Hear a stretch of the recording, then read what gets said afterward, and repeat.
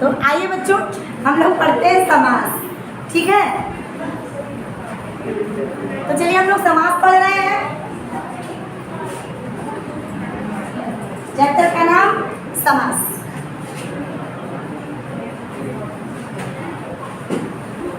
समास को हम लोग संक्षिप्तीकरण कहते हैं। संक्षिप्तीकरण,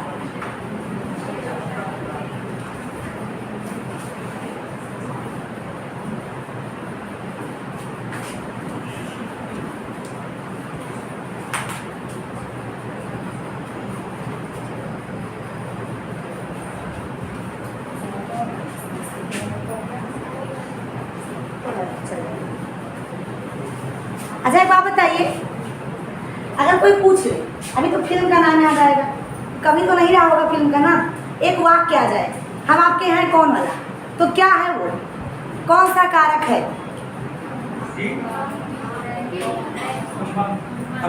बहुत बढ़िया, क्योंकि ये कौन पूछने की बारी ही कब आई, आपका लगा हुआ है, और का मतलब क्या, संबंध। तो आइए समास पढ़ते हैं। समास का सबसे पहले हम आपको एक दोहा बताएंगे। दोहे को आप सार्थक समझ सकते हैं, यदि उस दोहे को याद कर लिया जाए तो समास आपको आ गया है, ठीक। उसके बाद हम लोग डिटेल पढ़ेंगे। तो पहले मैं आपको एक दोहा का बताते हैं और उसको आप लोग लिख लीजिए पूरे समास को पहचानने के लिए।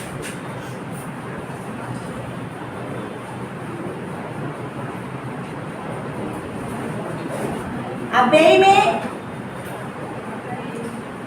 अव्यय पद होते,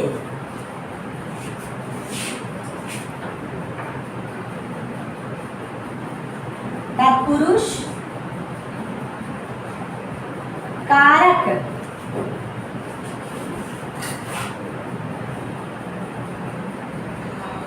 बतलावत है। फिर क्या होगा,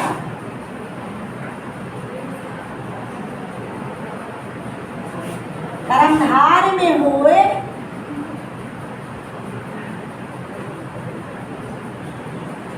विशेषण पद, और क्या, द्विगु संख्यारोप,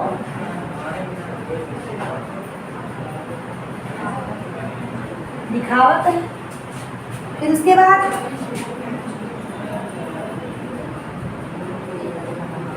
द्वंद्व करावत, द्वंद्व सदा, और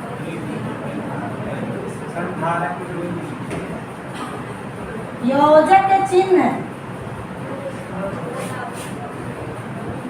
लगावत, और फिर संख्या क्या,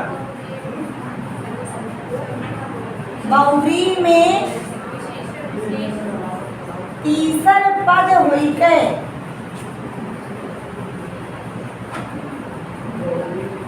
कुछ खास अर्थ,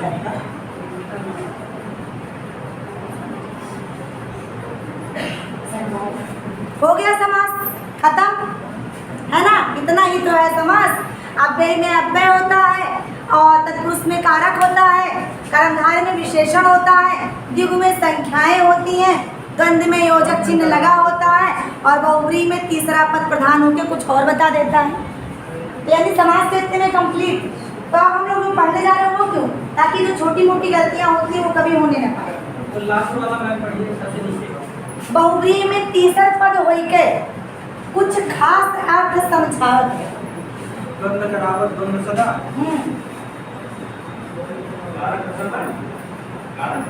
समास खत्म। हाँ कोई तो हाँ आप बता, कोई दिक्कत नहीं, पूछते नहीं। राम ने मुझे पीटा, क्या हो, राम ने मुझे पीटा। आपको पीटा किसने, राम ने। तो काम किसने किया, मुख्य कर्ता कौन, राम।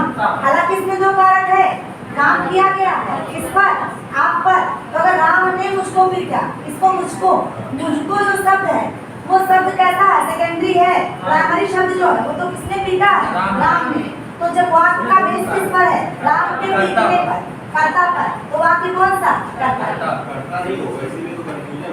क्यों नहीं होगा, अगर ऑप्शन नहीं होगा ऐसा कुछ नहीं। जैसे सुनिए बात क्या है, कभी कभी होता है कि लिख दिया गया, चिन्ह पे थोड़ी वो आंसर हो जाएगा। एकदम सही है जो आप कह रहे हो, बात सही है। अगर वाक्य जैसे दे देता है वहाँ पे कि राम ने श्याम को पीटा और चला गया, चलो 3 वाक्य। अब वो कह रहा है निमित्त में कौन सा कारक होगा, तो या तो वो रेखांकित पद देगा। इस समय जो क्वेश्चन आ रहे हैं वो कैसे आ रहे हैं कि रेखांकित पद में कारक बताओ, तो रेखांकित पद अगर वो दे देगा कि राम ने, तब तो कहता हो जाएगा, और पीटा किसको, मुझको, तब क्या हो जाएगा, कर्म हो जाएगा, और मान लो चला गया वाली स्थिति है तो आप पदान हो जाएगा। लेकिन वो स्थिति का जब रेखांकित पद पूछेगा तब, अगर पद नहीं पूछ रहा है और कह रहा वाक्य में कारक कौन सा है, तो प्रमुखता तो कर्ता कारक ही है, क्योंकि वाक्य का दृष्टिकार किससे, कर्ता।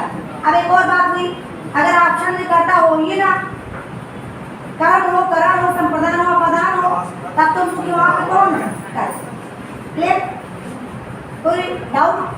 और मैम इसमें कौन सा कारक होगा, राम ने रावण को बाण से मारा। हाँ सही बात है, तो रेखांकित पद बताइए, कारक 3 वो हैं, 3 कारक है इसमें।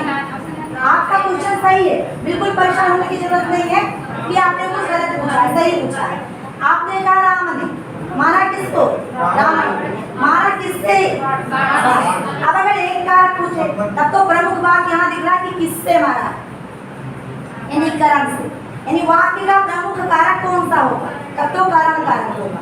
और अगर ऑप्शन या रेखांकित पद पूछ रहा है तो 3 कारक है इसमें, राम ने मारा, रावण को मारा और किससे मारा। तो पद जो पूछेगा उस पद के आधार पर आप बता सकते हैं, और वाक्य में 3 कारक, लेकिन प्रमुख कारक की अगर बात करेगा तो कर्ता कारक।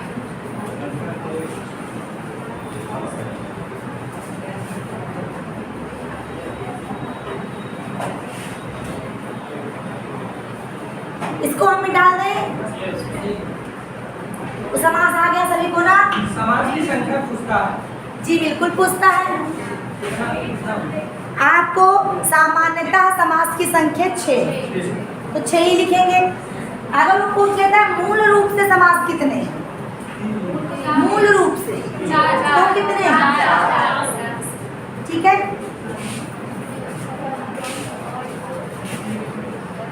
बहुत कुछ आंसर ऑप्शन पे टिके होते हैं, वहाँ क्या पूछ रहा है। तो आइए चलते हैं पहले समास की ओर, और हमारा पहला समास है अव्ययी भाव समास।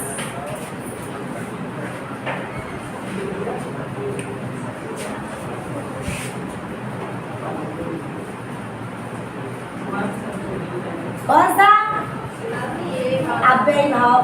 पद कौन सा, प्रधान। भाई जिसकी वजह से पहचान बनेगी वही क्या, पद प्रधान, जिसकी वजह से पहचान बने समास, वही वाला पद प्रधान।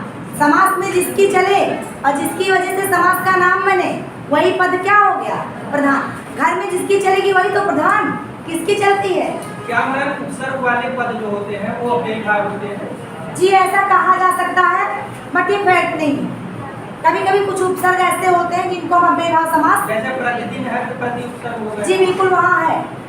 उपसर्ग हमारे जो है, उपसर्गों की संख्या है 21 जो उपसर्ग हमारे, संस्कृत में 22, हिंदी में 21। तो ये जो उपसर्ग हैं उतने से ही उपसर्ग बनते हैं, और समास का कोई ऐसा नियम नहीं कि बस इतने से ही बनेगा।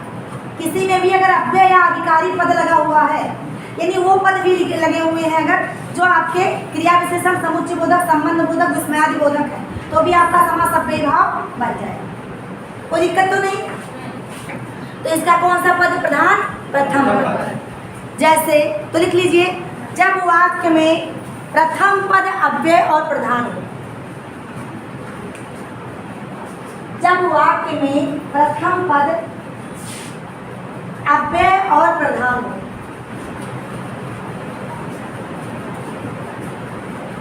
तो अव्ययी भाव समास होता है। अव्यय और समास हो तो अव्ययी भाव समास होता है। जैसे प्रथम पद अव्यय, अव्यय भी हो और प्रधान भी हो। जैसे प्रतिदिन, भर पेट,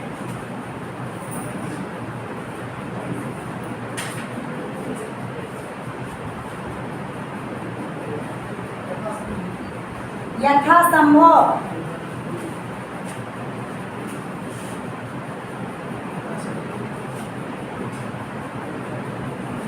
आमरण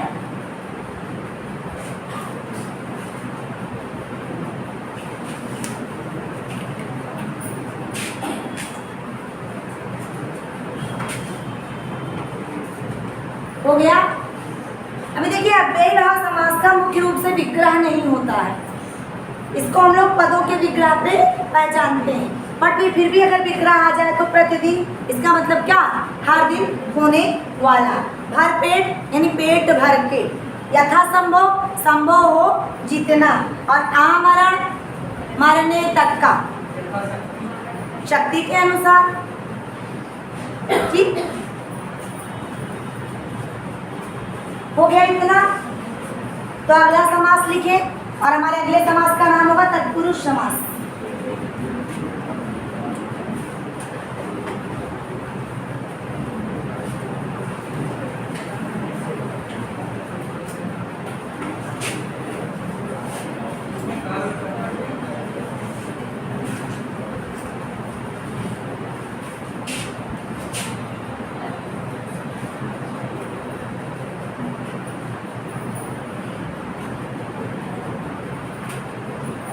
तत्पुरुष समास, सबसे खास बात, तत्पुरुष समास का कौन सा पद प्रधान होता है?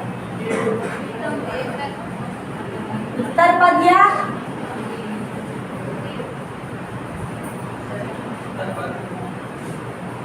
दो पद होते हैं समास में, प्रथम और उत्तर।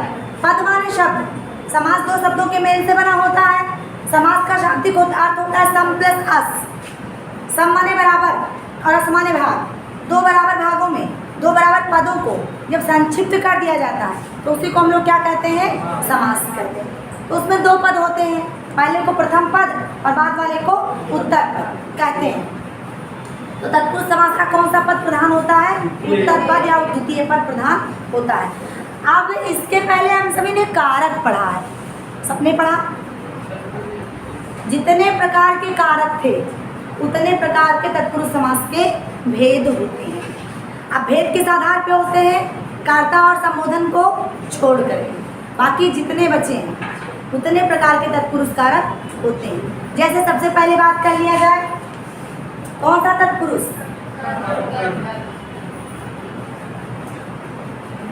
कर्म तत्पुरुष। जैसे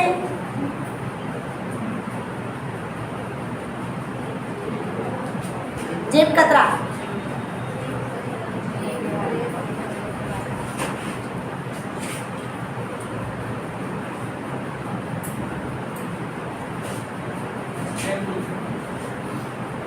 अब इसको हम अलग अलग करते हैं। जेब को पकड़ने वाला, क्लियर हो गया? कर्म तत्पुरुष हो गया। बात किया जाए कारण तत्पुरुष की, से वाला होना चाहिए। अब अगर हम कहें हस्त,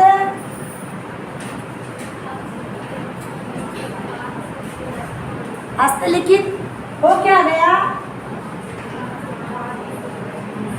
हाथ से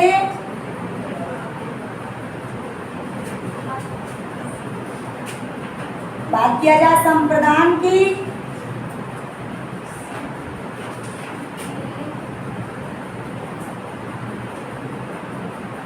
गुरु दक्षिणा, किसके लिए दक्षिणा? गुरु के लिए।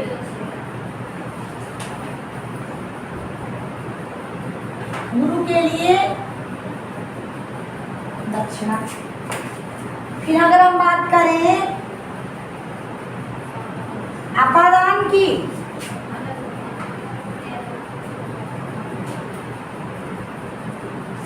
देश निकाला, देश से अलग हो गया ना। अब हम बात करें संबंध की, संबंध होगा, बिल्कुल होगा। संबंध तत्पुरुष बहुत आता भी है, वो समास में नहीं होता है, संस्कृत की। राजकुमार, और अब क्या हो जाएगा? राज का या राजा, राज का क्या? कुमार या राजा का कुमार। और अब हो गया आपका अधिकरण। और अधिकरण में अगर हम लिख दें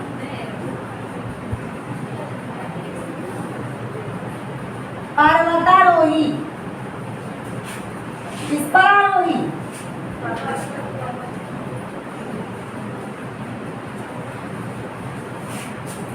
तो आप लोग को सभी तत्पुरुष मिल गए ना? जेबकतरा, कर्म तत्पुरुष, हस्तलिखित, कारण तत्पुरुष, गुरु दक्षिणा, संप्रदान तत्पुरुष, देश निकाला, अपादान तत्पुरुष, राजकुमार, संबंध तत्पुरुष और पर्वतारोही अधिकरण तत्पुरुष।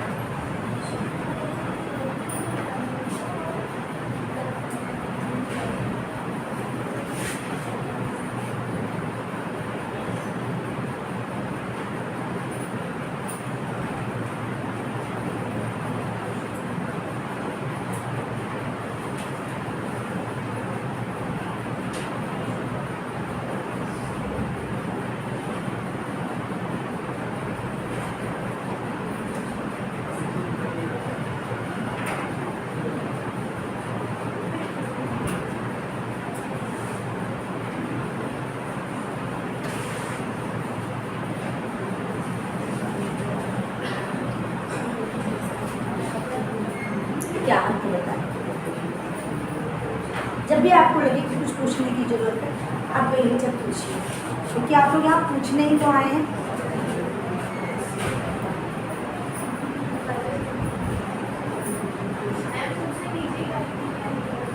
पर्वतारोही, पर्वत पर आरोही।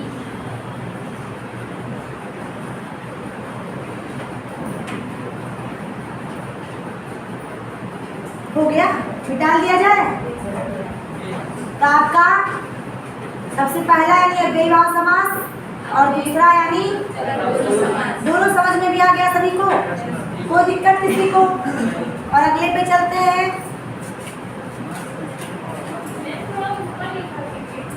जी ठीक है।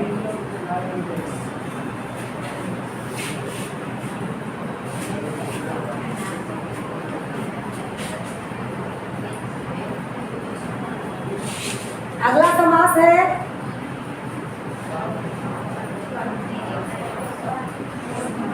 कर्मधारय समास। इसका भी कौन सा पद? उत्तर पद ही क्या होता है? प्रधान होता है। परिभाषा में लिखे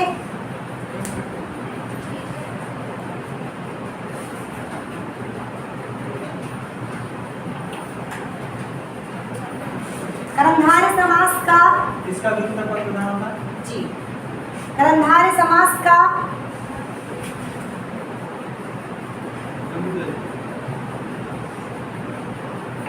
कर्मधारय समास का प्रथम पद विशेषण और दूसरा पद विशेष से होता है।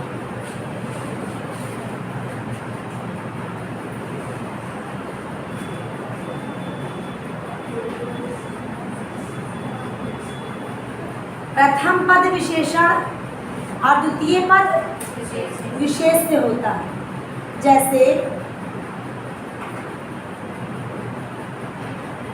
सबसे ज्यादा विग्रह इसी का आता है। जैसे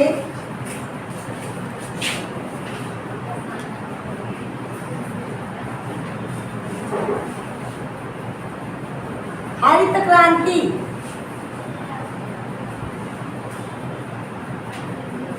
काली मिर्च,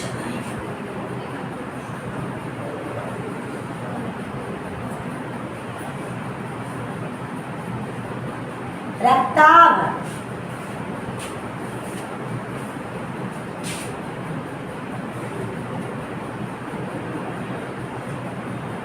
स्वर्ण। विग्रह कीजिए, इस बार विग्रह आप सभी को करना है। जोर जोर से बोल के विग्रह कीजिए, तब हम लिखेंगे। हरित क्रांति का विग्रह क्या होगा? नहीं हो पा रहा है, क्यों? हरी है जो क्रांति, हो गई हरित क्रांति। यानी विग्रह क्या होगा? हरी लिख दीजिए, या ऐसे लिख दीजिए, हरित है जो। फिर अगले वाले का अब हो गया रक्ताभ का, रक्त के समान है आभा जिसकी। फिर स्वर्ण कलश का, स्वर्ण से निर्मित कलश, या स्वर्ण का है कलश जो।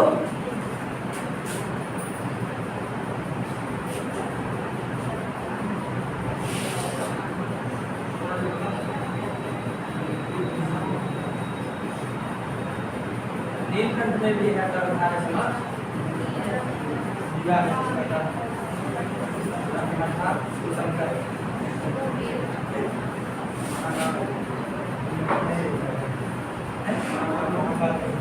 आपने भी एक चीज लिखा है, ध्यान दीजिए इधर। आप लोगों ने भी 4 लाइन का दोहा लिखा है। दोहे में लिखा है कि बहुब्री में 30 पद हुए थे। कैसे आया थोड़ी है, इसी में का तो है। पद चाहे अव्यय भाव का हो, चाहे द्विगु का हो, चाहे कर्मधारय का हो, चाहे तत्पुरुष का हो, यदि वो तीसरा अर्थ बता रहा है तो अपनी विशिष्ट पहचान, विशेष पहचान को छोड़ के, सामान्य पहचान को छोड़ के क्या हो जाएगा? विशिष्ट हो जाएगा। और विशिष्ट होते ही क्या बन जाएगा? बहुब्री। तो बात अगर आप लोग करें नीलकंठ की, तो नीलाकंठ है जिसका, तो उधर चला गया कि नहीं चला गया? अर्थात आते ही समास खिसक के बहुब्री की ओर चला जाएगा, चाहे जो समास हो।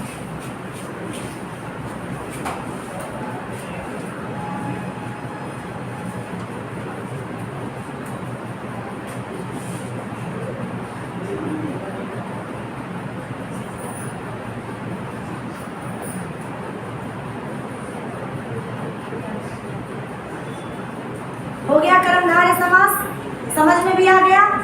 कोई दिक्कत तो नहीं किसी को? तो अगला डालेंगे द्वंद्व समास। आभा माने होता है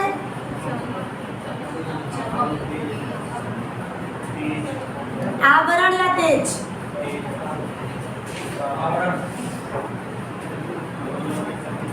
स्वर्ण का है जो।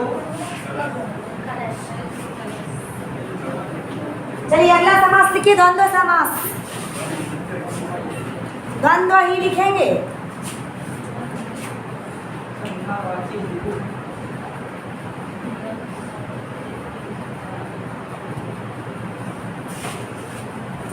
द्वंद्व समास के दोनों पद प्रधान होते हैं।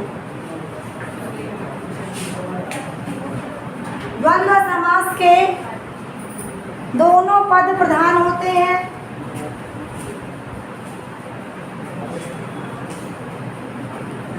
और पदों के बीच में योजक चिन्ह लगा होता है या छिपा होता है। जरूरी नहीं कि लगा ही मिल जाए। पदों के बीच में योजक चिन्ह लगा होता है या छिपा होता है। द्वंद्व समास के पदों के बीच योजक चिन्ह लगा होता है या छिपा होता है, और उभय पद या दोनों पद प्रधान होते हैं। हो गया? जैसे वहाँ जो द्वंद लिखा है, ये शुद्ध वर्तनी में देखा जाए तो सही है जी, यही सही है, ये सही है। यही वाला सही है। द्वंद्व होता है, चाहे लगा होता है चाहे छिपा होता है, ठीक। और उभय पद प्रधान होता है या दोनों पद प्रधान होते हैं। जैसे क्या, हम दोनों को देखते हैं, छिपे भी कब है और लगे भी कब है। तो सबसे पहले मान लो लिखा होता है माता पिता, ऐसे शब्द भी होते हैं, या राजा रंग, ऐसे शब्द भी होते हैं। और या कभी कभी ऐसे लिखा होता है, चिन्ह तो नहीं लगा है लेकिन है तो यहाँ भी अलग अलग ना, योजक चिन्ह इसमें छिपा है, लेकिन जब हम विग्रह करेंगे तो निकल जाएगा राधा और कृष्ण। एक शब्द आता है पितरो मातरो भ्रातरो मातरो, ऐसे आता है। इसका भी मतलब होता है पिता चा माता चा, यानी पिता और माता। विग्रह करके चेक कर लेते हैं। यहाँ तो दिख रहा है माता और पिता, और लगेगा तब तो चिन्ह नहीं लगेगा ना। अब वो तब नहीं लगेगा। राजा और कौन, राधा और किसी कारणवश आज हमारी हैंडराइटिंग बड़ी अच्छी नहीं बन रही है, तो आप लोग को पहचानने में दिक्कत तो नहीं हो रहा है?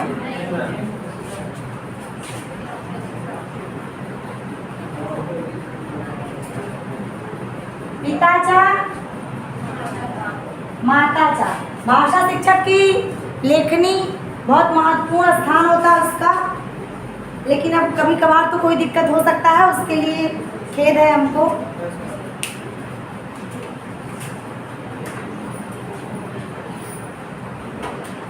तो ये हो गया हमारा द्वंद्व समास। अगला लिखेंगे द्विगु समास। द्विगु सही बोलेंगे तो ही सही लिखेंगे, द्विगु लिखना है।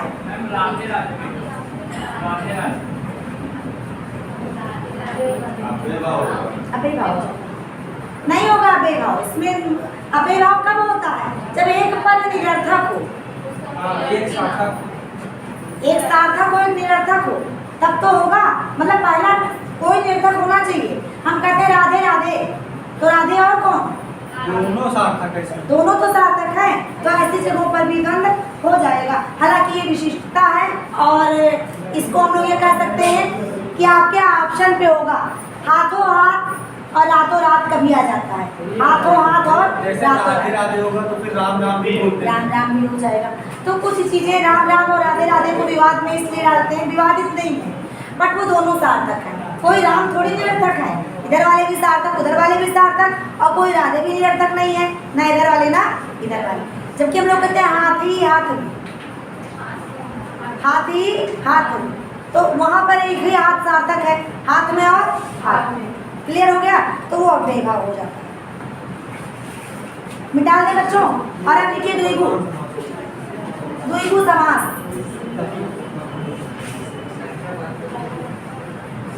द्विगु समास लिखिए। द्विगु समास का प्रथम पद प्रधान,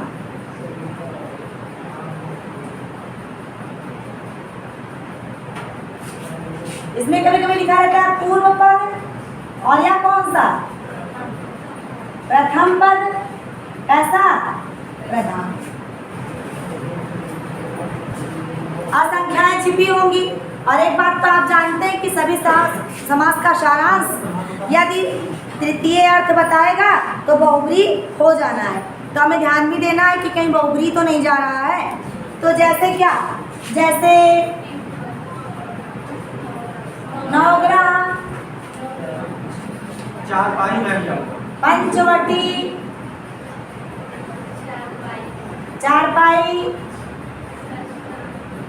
षटकोण आदि हो गया। अभी तो बोले हैं, फिर से लिख लीजिए। चलिए लिख लीजिए। द्विगु समास का प्रथम पद, द्विगु समास का प्रथम पद प्रधान होता है, पहली बात हो गई। द्विगु समास का प्रथम पद संख्या और द्वितीय पद संज्ञा होता है। कभी कभी खाली संख्याओं को लोग कह देते हैं द्विगु है, तो नहीं है। क्यों नहीं है? क्योंकि संख्या खाली तो है। अच्छा, आप किसी के यहाँ जाइए, कहिए 10, तो क्या देगा 10 कुछ देगा? नहीं देगा। 10 माने क्या? कुछ नहीं। आप उसको 10 कुछ कहेंगे, 10 रुपया, 10 टॉफी, 10 चॉकलेट, तभी वो जान पाएगा। तो जब पद के साथ संज्ञा लगी होगी तभी द्विगु होगा। चारपाई होगा सर ना? बिल्कुल होगा, सब लिखा हुआ है सामने, है ना? ये लिखिए, हो गया। दशानक नहीं होगा। अभी अभी हमने क्या कहा कि जब अर्थ दूसरा बताएगा, अभी हम लोग वहाँ पहुँच रहे हैं, धीरज रखिए, ठीक है, परेशान ना हो। तो नवग्रह विग्रह कर लीजिए बच्चों। 9 है ग्रह, जिसमें या 9 ग्रहों का समूह। पंचवटी 5 वृक्षों का समूह या समाहार। 4 पाई 4 पैरों का समूह या समाहार। षटकोण 6 कोण है, जिसमें या 6 कोणों का समाहार या 6 कोणों से निर्मित। क्लियर?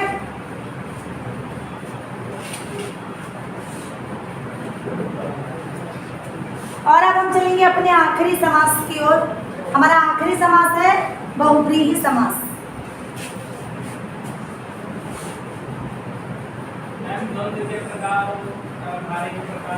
जी बिल्कुल लिखाए जाएंगे, लेकिन प्रथम बार में नहीं। ऐसा क्यों? ऐसा इसलिए कि जो बच्चे बिल्कुल पहली बार टेट की वजह से पढ़ने आए हैं, पहले आप लोग सामान्य तरीके से समास को समझ लीजिए, जान लीजिए, उसके बाद विभेद लिखाए जाएंगे। समाहार द्वंद्व, एक शेष द्वंद्व, इतरेतर द्वंद्व, ठीक है, तुल्योग बहुव्रीहि, सारे के सारे आपको लिखाए जाए। ठीक, तो चलिए अब हम चलते हैं सामान्य समास के आखिरी विभेद पे। और ये समास हमारा कौन सा? ऐसे लिखेंगे बहुव्रीहि। हम बार बार कहते हैं यथा नामो तथा गुण। व्रीहि माने क्या होता है? बहुत सी शाखाएं। तो जिसकी क्या है? बहुत सी शाखाएं। और अर्थ कौन सा? तृतीय पद, दोनों को छोड़ के कौन सा पद प्रधान? तृतीय पद। और कहीं कहीं लिखा होता है अन्य पद। अब जो भी आप लोग के मन में डाउट थे, भाई कहेंगे सर समास का कैसे, चलो अब व्यय भाव पे चलते हैं। हम लिखते हैं आजन्म, तो हो जाता है व्यय भाव समास। उस आजन्म को आप बना दीजिए अजन्मा, हो गया बहुव्रीहि समास। अजन्मा क्यों? जन्म नहीं हुआ है जिसका, अर्थात कौन है ये? ब्रह्मा जी हो गए। चलिए तत्पुरुष पे आ जाते हैं। अगर हो जाए सिंहवाहिनी, अगर हो जाए कैलाश पति, हो गया। अच्छा चलो हम उस पे आ जाते हैं कर्मधार। कर्मधार पे अगर हो जाए, अगर हो जाए मुरलीधर। चलिए हम द्विगु पे आ जाते हैं। अगर हो जाए एकदंत या फिर हो जाए चतुरानन। अब आप कहेंगे कि द्वंद्व और बहुव्रीहि का तो नहीं हो पाएगा, उसका भी होगा। ये कैसे? अगर हम कह दें ब्रिजनंदन, कभी कभी ऐसे लिख के आता है, ब्रिज के है जो नंदन, हो गया कि नहीं हो गया? तो कोई भी समास यदि वो तीसरा अर्थ दे रहा है तो आपका समास कौन सा बन जाएगा? बहुव्रीहि समास। परिभाषा लिख लीजिए बहुव्रीहि समास की। बहुव्रीहि समास का तीसरा या अन्य पद प्रधान होता है।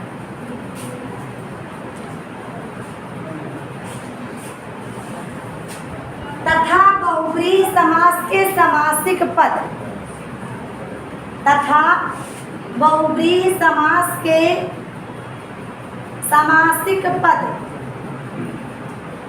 प्रायः प्रायः किसी न किसी शब्द की पर्यायवाची हो। थोड़ा स्लो लिखवाइए, इतना जल्दी नहीं होता। कितना लिख चुके आप बताइए? होता है सामासिक प्रधान पूरा बोलिए। बहुव्रीहि समास का तीसरा या अन्य पद प्रधान होता है। तथा समासिक पद,